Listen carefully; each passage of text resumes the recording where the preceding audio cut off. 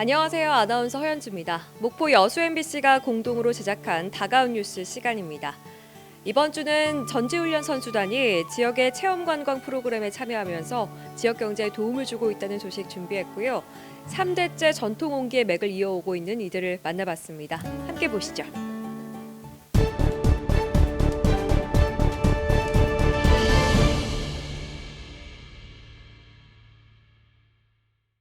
강진군 칠량면의 한 마을에서 3대째 전통 옹기를 만들고 있는 정영균 씨. 1980년까지 마을 전체가 옹기 제작과 판매에 매진할 정도로 왕성했지만 김치 냉장고와 플라스틱 상용화로 지금은 정씨 일가 한 곳만 맥을 이어가고 있습니다. 만약에 안 예쁜다고 하면 내가 옹기 마을인지 어떻게 알겠어? 모르지 않아요. 그렇죠. 그것이 아서서 그 맥맥이나 이어가자 함께 하다 보니까 우리 아들이 또 한다 함께. 네모난 판을 물레를 이용해 돌리면서 쌓아 올리는 전남 옹기의 특징인 쳇바퀴 탈인 방식으로 옹기를 빠르고도 견고하게 만들어내고 있습니다. 아들 정영균 씨는 국가무형문화재 96호인 아버지의 기법을 30년째 전수받으면서도 자신만의 새로운 방식을 도입했습니다. 전통은 고수하면서도 변화하는 환경에 적응하기 위해 옹기를 그릇을 넘어 작품으로 승화시키려는 겁니다. 백자 흙과 옹기 흙을 섞어 거대한 달 항아리 모양의 옹기를 만드는 등 작품화에 나섰습니다. 옹기의 장점은 크게 만들 수 있는 거예요. 다른 자기에 비해서. 그래서 그 장점을 최대한 살려서 좀 크지만은 좀 온화한 작품을 만들고 싶어요. 정씨 부자는 올해부터 외국인 대상 옹기 투어와 도예 전공자 워크숍 등을 통해 옹기의 아름다움을 더 널리 알릴 계획. 정씨 부자의 옹기 사랑에 강진 봉황마을의 가마는 오늘도 꺼지지 않고 있습니다. MBC 뉴스 박종호입니다. 전남의 한 골프장입니다. 필드 가운데 축구장 절반 크기인 11,000여 제곱미터 부지가 국공유지에 속해 있었지만 사용료를 내거나 매입하지 않고 5년 넘도록 무단 점유해 왔습니다. 전라남도 감사관실의 특정 감사를 통해 확인된 것으로 9,500만 원의 변상금이 부과됐습니다. 이 같은 방식으로 국공유지를 무단 점유하고 있던 리조트와 야구장 등의 부지는 165건 8만여 제곱미터, 또 국공유지뿐만 아니라 지자체 소유의 땅들도 시스템에 등록되지 않는 등 관리 사각지대에 있던 것으로 감사 결과 드러났습니다. 전라남도와 22개 시군이 관리하고 있는 공유재산 70만 개 가운데 이처럼 자산이 일치하지 않는 사례는 11만여 개, 회계 결산에 누락된 자산만 8천억 원 수준인데 실거래가를 감안하면 5배 이상일 것으로 추정됩니다. 실거래가로 하게 되면 3배, 5배니까 약 평균 잡아서도 한 3조 원 정도의 자산이 누락되어 있었는데 이것들을 제대로 관리를 못하고 있었던 것은 조금 뼈아픈 부분이 아닌가.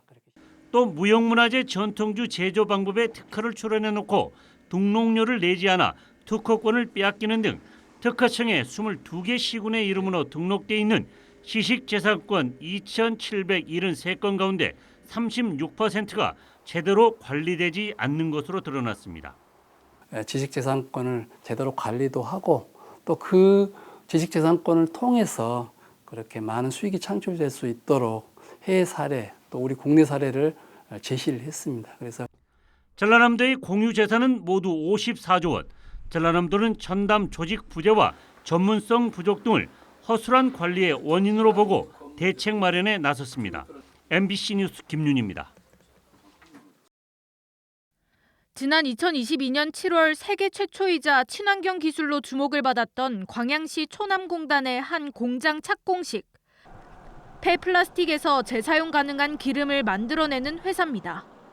당시 폐플라스틱 처리의 모범 사례로 거론됐는데 1년 6개월이 지난 지금 문은 굳게 잠겨 있습니다. 현 대표이사인 김모 씨가 민형사 소송에 휘말렸기 때문입니다. 김 씨는 회사 설립 당시에는 이 회사의 감사였습니다. 김 씨는 2021년 5월 21일 임시 주주총회를 열고 주식 6만 주 6억 원을 발행했습니다. 7,500주는 본인에게, 나머지는 5명에게 배분했습니다. 하지만 당일 주주총회는 열리지 않았습니다. 주총 의사록에는 주주 6명이 전원 참석했다고 돼 있지만 김 씨를 제외하고 아무도 참석하지 않았습니다. 주총이 있다는 것조차 몰랐다는 주주들. 결국 의사록과 차용증, 신주식 청약서와 주식 인수증 모두 김 씨가 꾸며낸 것이라고 말합니다. 명의를 빌려주고 일정 주식을 받고 나중에 공장이 준공이 되면은 이제 취업을 시켜주는 조건으로 제 명의 가지고 이제 주주들이 알아서 했던 것이죠. 이렇게 허위로 주총을 연 건 본인 주식을 불리기 위한 목적이라는 게 일부 주주들의 주장입니다. 2021년 5월에 모든 위조나 이런 부분을 행위를 해놓고 본인이 회사에 대한 그 주식이나 이런 부분들을 최대한 자기의 입장에서 자기가 가져가려고. 주주들은 김 씨에 대해 배임 횡령 의혹도 제기합니다. 법인 통장 내역을 보니 치과와 약국 등 업무와 관련 없는 지출이 확인된 겁니다. 법인 설립 후 투자받은 10억여 원 가운데 8개월 동안 김 씨가 개인적으로 사용한 돈은 7억 원으로 추정하고 있습니다. 검찰에서 혐의를 잡았습니다. 치과, 약국, 병원 사소한 걸 다 쓰고 자기 생활비까지 다 썼더라고요. 그리고 모르는 사람한테 돈도 많이 가고. 현재 김 씨는 주주들의 말이 터무니없는 얘기라며 혐의를 모두 부인하고 있습니다. 김 씨의 변호인은 상당 부분은 무혐의 처리가 됐고 일부는 기소로 검찰에 넘겨졌다며 조사가 진행 중이라고 밝혔습니다. 지난해 6월 기준 회사 통장의 잔고는 0원. 세계 최초라며 총만 받던 공장은 다 짓고도 한 번도 제대로 가동하지 못한 채 빈 깡통이 되어버렸습니다. MBC 뉴스 김담희입니다.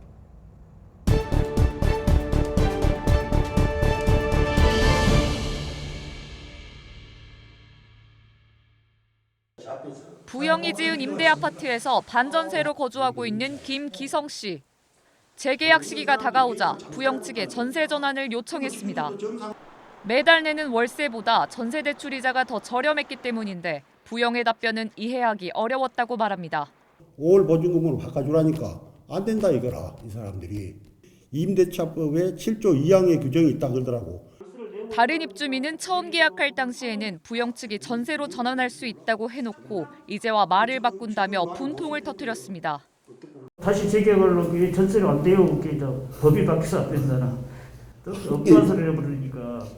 부영 측은 반전세에서 전세로 바꾸는 건 불가능하지만 월세로 전환은 가능하다는 입장입니다. 반전세에서 월세로 계약 조건을 변경할 경우 임차인이 매달 부영에 내야 하는 돈은 최대 2배 이상 늘어나게 됩니다.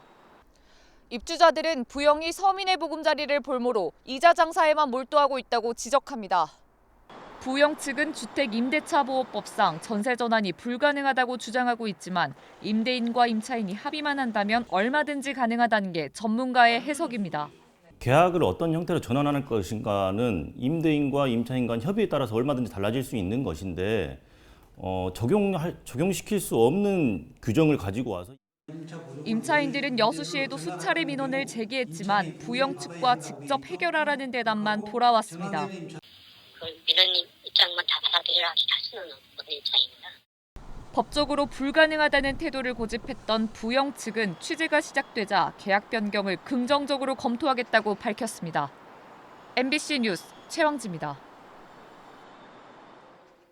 우여곡절 끝에 지난 2021년 7월 국회 문턱을 넘은 여순사건 특별법. 지역사회 기대 속 진상규명과 희생자 명예회복의 첫 발을 내디뎠습니다. 하지만 시행 2년을 맞은 현재까지 곳곳에서 우려와 질책이 쏟아지고 있습니다. 진상규명이 더디니 명예회복이 이뤄질 수 있는가? 전남 동부청사에서 열린 특별법 시행 2년 평가회 참석자의 공통된 목소리입니다. 중앙위에서 최종 판명하는 심사할 수 있는 인력들이나 예산들이나 이런 부분들이 빨리 확충이 되지 않다 보니까 계속 미뤄지고 있고요. 지난해 말까지 피해 신고는 7,460여 건에 그쳤고 현재 7% 수준인 560여 건만 최종 피해자 인정을 받은 상황입니다.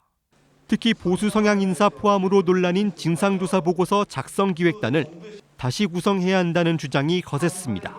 기획단 구성이 너무 편협한 인사들로 구성이 돼서 실제로 이 70년 전의 상처를 과연 치유할 수 있겠느냐, 객관적 보고서가 될 수 있겠느냐라는 문제가 있고 지역 정치권을 향해서도 행동에 나서달라는 요구가 이어졌습니다. 2년을 맞아 부족한 점을 돌아보고 유족과 지역 목소리를 모아 정부와 국회에 전달해달라는 겁니다. 다양한 계층들이 모여서 여러 의견들을 집약해서 앞으로 여순사건을 어떻게 더 진실에 가깝게끔 승화 발전시킬 것인가를 오늘 논의하고자. 여순사건 진상규명은 오는 10월 초 마무리되고 이후 반년이 지나면 조사보고서가 발간될 예정입니다. 여기에 보상 지원을 포함한 특별법 개정안의 국회 통과 등 과제가 쌓여 있는 만큼 속도감 있는 조사와 심사가 필요합니다. MBC 뉴스 유민호입니다. 실전과 같은 농구 경기가 열리고 있는 해남군 우슬 경기장. 정재훈 감독이 이끄는 한양대 농구부는 올해로 5년째 해남에서 겨울 전지 훈련을 갖고 있습니다. 대학팀이 해남에 겨울 캠프를 차리면서 중고교 팀들이 자연스럽게 합류해 전지 훈련 효과를 높이고 있습니다. 또 운동할 수 있는 그 체육관이나 여러 가지 시설을 또 잘 지원을 해주고 그래가지고 그 선수들이 아주 만족도 하고 있고 저 또한 만족하고 있어가지고 그래서 매년 이렇게 내려오고 있습니다. 올 겨울 해남군에 전지 훈련 캠프를 차린 선수단은 육상과 축구, 펜싱 등 140여 개 팀 3만여 명. 지금도 국가대표 후보 선수단 외에 축구, 농구, 야구 등 600여 명이 해남에 머물고 있습니다. 해남군의 동계훈련단이 몰리는 것은 스포츠 시설과 재활 시설이 한 곳에 집중돼 있기 때문입니다. 특히 재활 캠프는 전지 훈련 기간 전문 트레이너 5명이 상주하면서 수준 높은 재활 서비스를 제공하고 있습니다. 여기에 올해부터 스포츠와 관광을 결합한 스포투어가 시작되면서 선수단의 만족도 또한 높아지고 있습니다. 고구마빵 만들기 등 체험과 관광 프로그램에 선수들이 참여하면서 SNS를 통한 지역 홍보 효과도 높아지고 있습니다. 동선을 넓힘으로써 경제적 효과를 여러 사람이 받을 수 있도록 하기 위한 투어 상품 프로그램이라고 보시면 됩니다. 굴뚝 없는 청정산업으로 불리는 관광산업에 스포츠 마케팅이 더해지면서 관광 비수기인 겨울철 해남 지역 경제에도 훈풍이 불고 있습니다. MBC 뉴스 신광하입니다.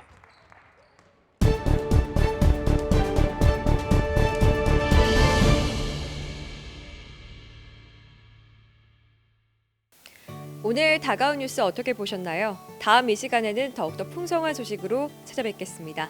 많은 관심 바랍니다. 고맙습니다.